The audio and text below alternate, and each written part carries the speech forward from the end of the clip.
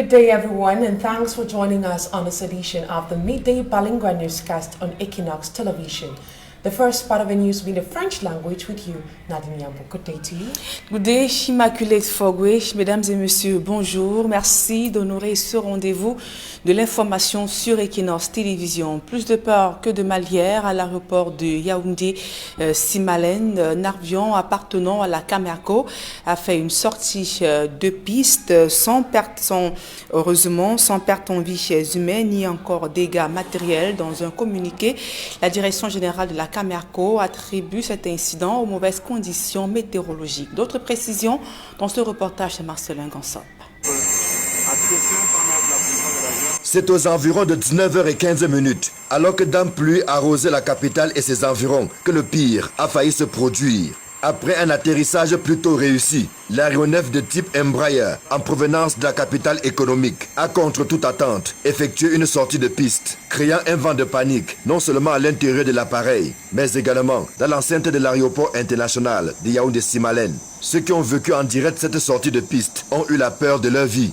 Heureusement qu'au bout du compte, il y a eu plus de peur que de mal. Dans un communiqué de presse rendu public dans la foulée de cet incident, Camerco précise qu'aucun dommage corporel ni matériel n'a été enregistré et que tous les passagers dont le nombre n'a pas été précisé ont été débarqués normalement. Au sujet de ce qui aurait occasionné cette sortie de piste, la direction générale de la compagnie aérienne nationale évoque les mauvaises conditions météorologiques dues certainement à la forte pluie et au vent violent qui ont soufflé sur Yaoundé et les localités environnantes en ce début de soirée du 21 mai 2021. Si le pire a été évité de justesse, c'est grâce au professionnalisme et à la dextérité des membres de l'équipage, lesquels sans trembler ont réussi à maîtriser l'oiseau volant malgré les conditions météorologiques que Camerco qualifie de particulièrement rudes. Malgré cet incident, aucune perturbation n'a été enregistrée dans le programme d'exploitation de l'Étoile du Cameroun, qui a failli prendre un sérieux coup au lendemain de la célébration de la fête de l'unité nationale. L'aéronef a repris ses vols pendant que les passagers qui étaient à bord ont regagné leur famille. Mais n'oublierons pas de sitôt cette soirée du 21 mai qui a failli virer au cauchemar. Alors que le vol entre Douala et Yaoundé s'était bien déroulé jusque-là. Et sur place à Douala, c'est plutôt une scène macabre qui s'est déroulée à Mabanda, dans le 4e arrondissement de la capitale économique. Une femme, la trentaine sonnée, a été froidement assassinée dans son domicile. Son époux, principal suspect dans cette affaire, est porté disparu. Ce crime crapuleux ébranle sa famille et même ses proches. Le récit des faits avec Robert Moukoubé et Sévinding. Cette chambre nuptiale s'est transformée l'espace d'une nuit en chambre de l'horreur. Nous sommes au quartier Mabanda où Dame Christelle Folewa, 35 ans, a trouvé la mort, succombant aux multiples coups de poignard qui lui auraient été infligés par son conjoint dans la nuit du jeudi 20 au vendredi 21 mai. Une mort à laquelle ses proches, notamment son frère cadet, n'en reviennent toujours pas. C'est mon grand frère qui m'appelle déjà depuis m'aviser. Il m'a dit que ma grand-sœur est morte. Il dit que mort comment? Est-ce qu'elle était malade? On m'a dit que non, appelle ton petit frère à Mamanda pour savoir ce qui se passe. C'est là maintenant j'appelle mon petit. Mon petit me dit que ma grand-sœur est morte, que son mari l'a assassiné, que son mari l'a découpé. Il l'a découpé partout, par la bouche, par les mains, par le cou. Il a égorgé ma grand-sœur. Ma grand-sœur est partie comme ça là. Pour rien, ma grand-sœur est partie pour le mariage. Mariés depuis plus de 5 ans, les conjoints, selon les témoignages de leur entourage, traversaient des moments de tension. Et des disputes éclataient très souvent entre les deux, faisant ressortir le caractère violent de l'époux, comme le décrivent certains habitants du quartier. Sauf que la dernière dispute sera la dispute de trop. Le vendredi, elle est partie au travail, les enfants étaient un peu souffrants, les enfants souffraient un peu. Mais en partant, elle les a donné le remède jusqu'à la température s'est baissée. Elle est partie maintenant au travail. Maintenant, son mari m'a demandé que bon, tu abandonnes l'enfant et tu pars au travail. Mon grand s'est dit que je n'ai pas les unités pour l'appeler.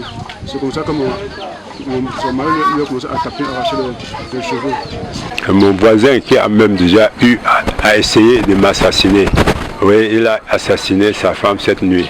Le matin, j'ai compris le cri de ses enfants. Tout le quartier s'est réveillé. On a trouvé qu'il a assassiné sa femme. Alerté par les cris des premiers habitants ayant fait la découverte macabre, Tout le quartier se dépêchera sur le lieu du drame. L'époux Tchakwa Léopold, quant à lui, principal suspect dans l'affaire, reste introuvable. Christelle, elle, laisse 4 orphelins. Et du côté de Kumba, dans la région du sud-ouest, les populations sont confrontées à de graves pénuries d'eau. Cela fait plusieurs mois déjà que les robinets sont à sec dans cette partie du pays. Selon le maire, plusieurs projets initiés n'ont pas abouti, faute de moyens financiers. Il lance ainsi un cri d'alerte à l'endroit des pouvoirs publics. Le reportage de Gladys Sidi. La crise de l'eau potable fait rage à Mabanda, un quartier du 3e arrondissement de Kumba, dans le département de la Mémé, région du sud-ouest. Ici, l'unique moyen d'approvisionnement des habitants du coin, c'est une source qui tarit elle aussi au fil des jours. Les bornes fontaines ont cessé de fonctionner depuis belle lurette. Les populations sont toujours dans l'attente de la réalisation des multiples promesses de campagne faites par les autorités. Nous n'avons pas accès à de l'eau potable. Nous nous rabattons vers les puits et autres sources. Nous supplions les autorités de se pencher sur le cas de Mabanda.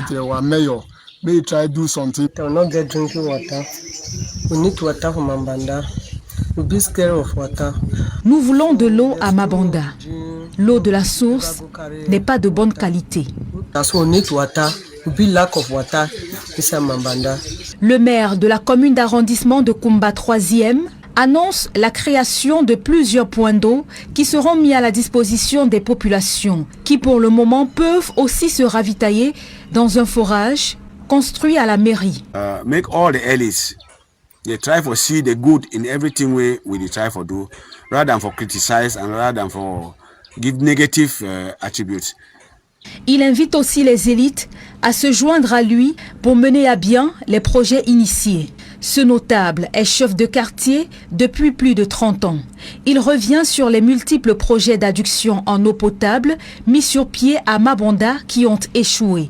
Il estime que les souffrances des populations n'ont que trop duré.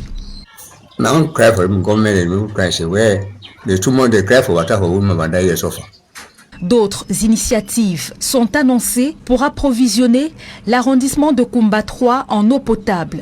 Passé l'étape des annonces, le souhait des populations aujourd'hui, c'est de voir ces projets se concrétiser.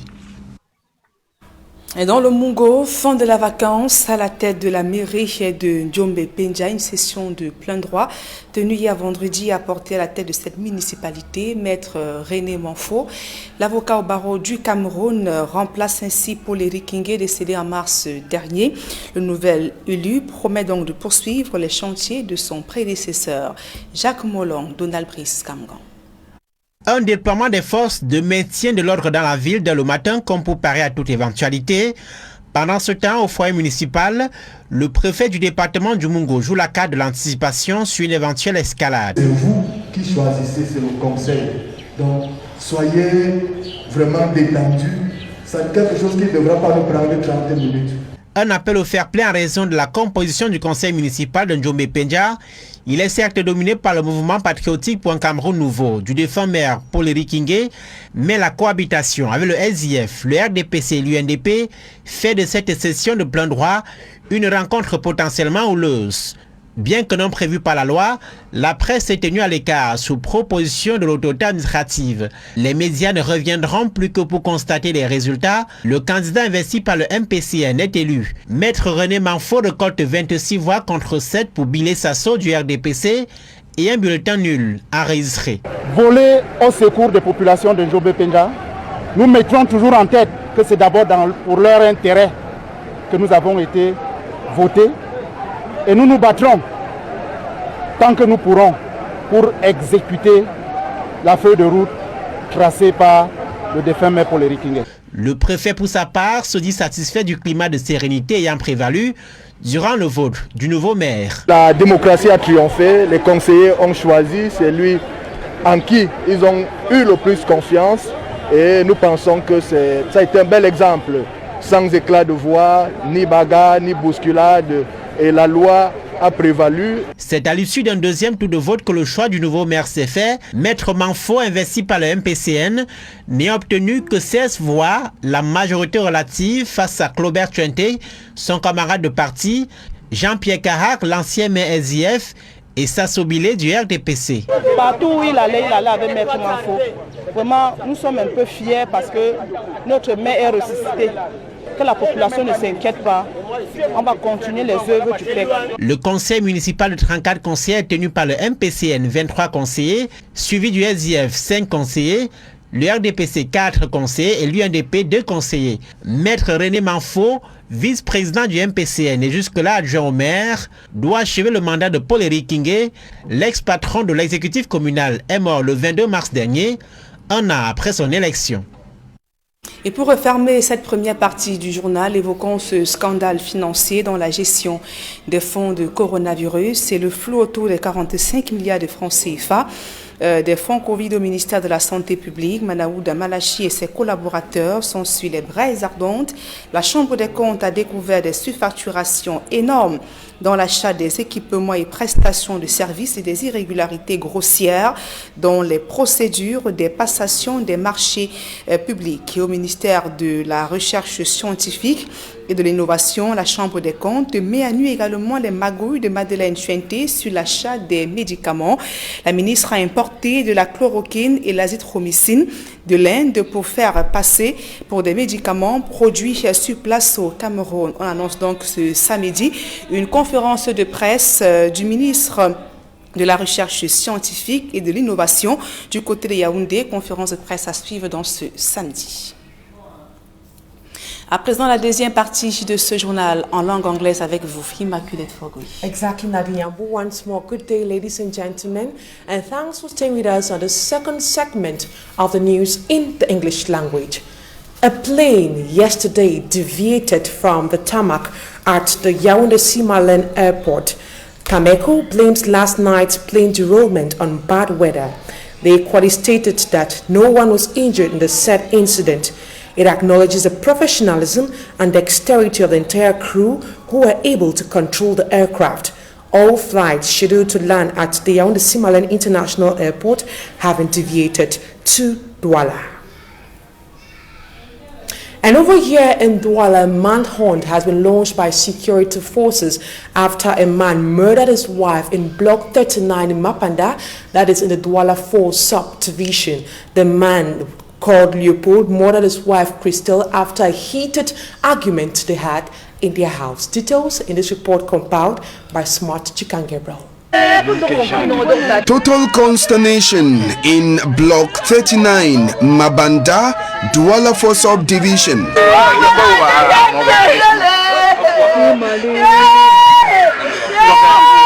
Inhabitants of this neighborhood were overtaken after a man by name Chekwa Leopold murdered his wife Weleji Christelle, a crime which the man accepted committing it. We reached at my cousin's house. We saw blood everywhere inside her room on top of the bed. We then asked the population now what really happened. Some they said they did not heard what happened. It's this morning that they discovered that something happened. Then some they said her husband used to beat her. The man used to beat her, always beating her, always beating her. So we then asked her, how did people discover or know that she was dead? They said the man sent a voicemail to his girlfriend. His girlfriend that is having outside too. So that he's not regretting his act that he committed. Sources within Block 39 say that Leopold has been beating his wife Christelle on any disagreement they had. The last fight dated Saturday, May 15, 2021, when the woman returned from her job site and Leopold trashed her, asking why the woman could abandon their kids at home alone. The incident that led to the killing of his wife, Christelle, neighbors say wasn't strange to them, but the fact that Leopold had to cut his wife raised eyebrows. My mother received a phone call. I was sleeping. I heard her crying and asked, Mom, what is wrong? She called her my sister's name. I said, which of them? She called all her name. I was shocked. Around 4 o'clock, they called us again that I've carried the corpse to Bonasama mortuary. That is where we went and met the corpse on the theater. That is where I saw my cousin's body. I don't know whether it's a cutlass he used or it's a knife. He cut her hair, cut her left hand, used a knife and pierced her all over her breast. And also used a cutlass and cut her shoulder until the bone was even showing. The lifeless body of Weleji Christelle is at the Bonasama Hospital mortuary, while security forces are in search of Chakwa Leopold, who is on the run. And we stay in Douala, where the population of Bonaberry expressed their discontentment over the poor state of drainage patterns in the area. The situation, according to them, has further worsened their sanitary conditions. The mayor of the Douala 4 subdivision visited some of these drainage patterns that are in a bad state, and he promised that he's going to tackle the situation in few minutes or few days to come. Details in this report compiled by Charles Ikome.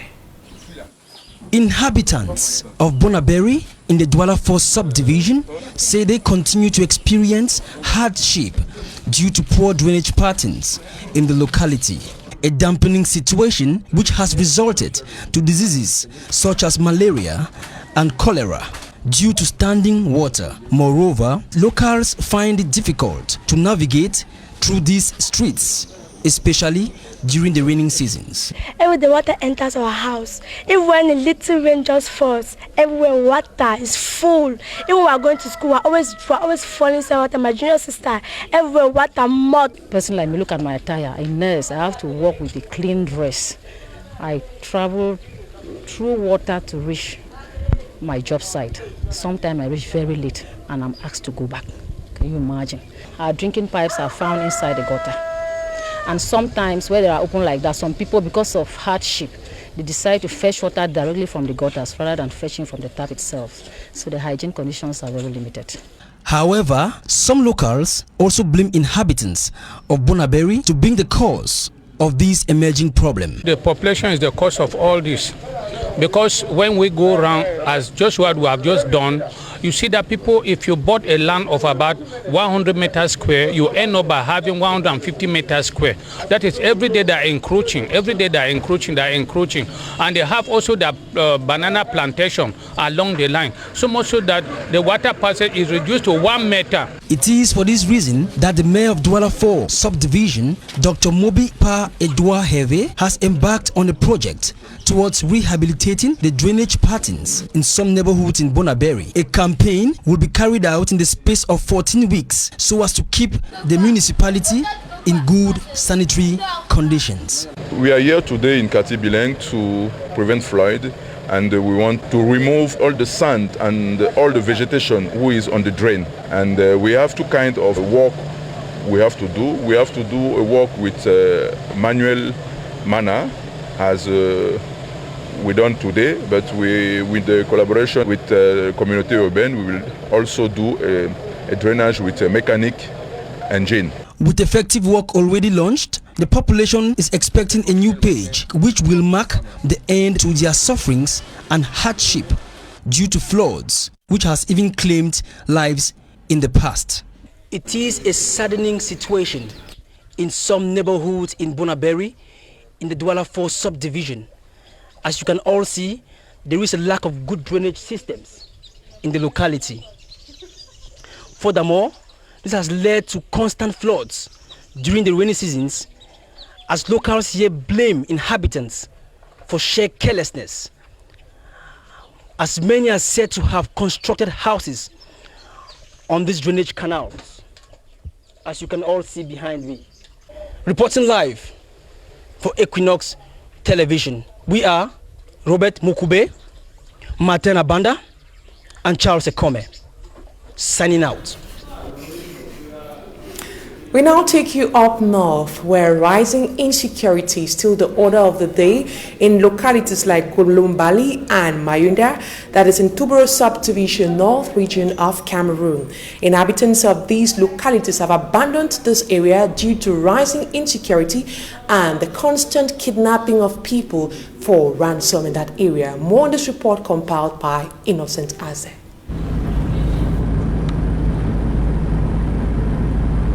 Kolombali and Mayunda, localities found in Tubero subdivision, Mayure division of the North region, have been characterized for several months by insecurity.